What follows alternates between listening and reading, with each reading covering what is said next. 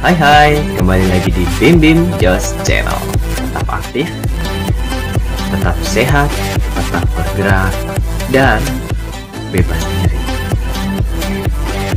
Terus dukung Bim Bim Jos Channel dengan cara subscribe, like, komen, nyalakan loncengnya, dan share video-video yang ada di Bim Bim Jos Channel.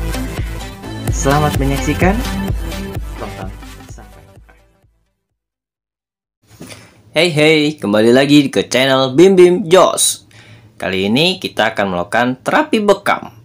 Nah, sebelum melakukan terapi bekam, perlu adanya persiapan. Seperti apa guys? Kita lihat yuk perlengkapannya. Ada alat bekam atau kop. Di situ ada pompa, ada minyak zaitun, ada lancet atau jarum, kemudian ada lancing device, dan juga ada tisu maupun head cap. Oke, langsung saja kita mulai.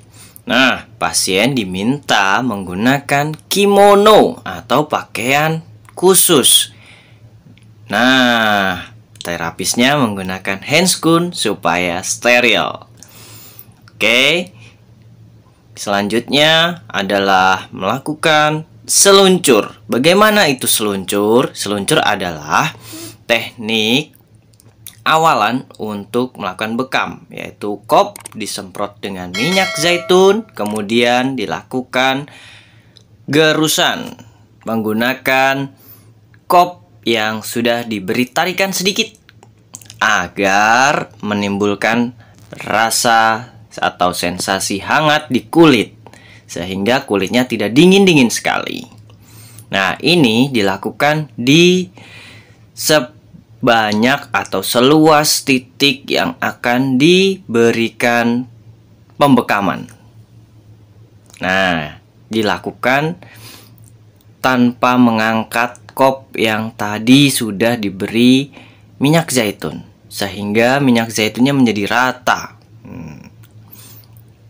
Seperti yang sudah ditunjukkan. Nah, itu. Jadi, targetnya nanti adalah 5 titik yang akan kita berikan treatment bekam atau cupping, blood cupping. Oke, titik pertama yang akan kita bekam adalah titik sunnah al-kahil yang ada di punuk, atau secara anatomi ada di C6 dan C7. Oke, titik selanjutnya ada di titik 4 titik yang ada di punggung atas. Nah, di titik meridian ini dilakukan kanan dan kiri. Kalau secara anatomi ada di otot rhomboids kanan dan kiri, kemudian yang satunya lagi sepasang ada di otot lower trapezius kanan dan kiri. Nah, nanti setelah ini kita akan menunggu kurang lebih selama 3 sampai 5 menit. Setelah itu baru kita lakukan perlukaan pada titik-titik yang sudah dibekam pertama. Tujuannya supaya saat dilakukan pembekaman kembali bisa keluar darahnya. Nah, untuk titik-titik tertentu yang memang ternyata mengandung banyak darah yang lumayan kotor, maka dia akan berwarna sangat merah dan gelap. Nah, sambil menunggu kita bisa mempersiapkan lancetnya, masukkan lancetnya ke dalam lancing device, kemudian mempersiapkan tisu-tisu yang nanti akan digunakan saat melakukan pembersihan darah dari tempat pembekaman. Nah, darah ini sebenarnya bukan cuma darah kotor. Ya, kita bisa disebut dengan darah kotor. Padahal sebenarnya nggak semua darah itu darah kotor. Bisa juga ada sel darah merah yang sudah tua ataupun yang sudah mati. Kemudian juga ada racun-racun dari hasil olahan makanan yang ada di tubuh kita. Nah, setelah ini kita akan melakukan perlukaan. Sebelumnya dibuka dulu titik bekamnya, kopnya. Kemudian kita menggunakan lensing device untuk melakukan perlukaan. Nah, caranya dengan ditusuk-tusuk, cetik, mengitari titik-titik yang ada di dalam kop yang tadi sudah disedot terlebih dahulu. Nah, ini juga berlangsung untuk titik-titik yang lain ya. Setelah itu, nah setelah selesai baru kita sedot dengan dipompa ulang. Nah, baru deh setelah itu keluar nanti darah-darahnya. Nah, ini juga dilakukan di beberapa titik yang tadi sudah dilakukan pembekaman pertama kali.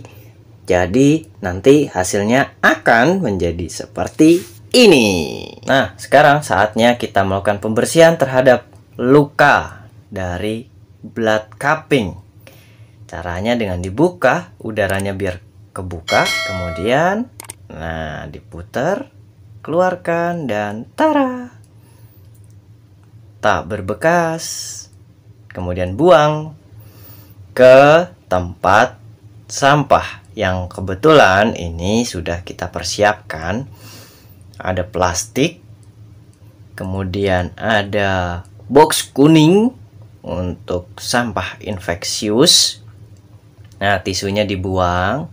Kemudian nanti bekas alat bekam yang digunakan itu dibersihkan.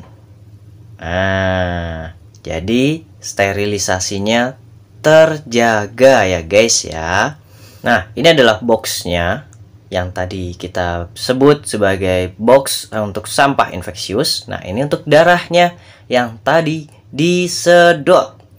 Merah ya, cukup banyak. Nah, ini hasilnya setelah dilakukan pembekaman di dalam 5 titik.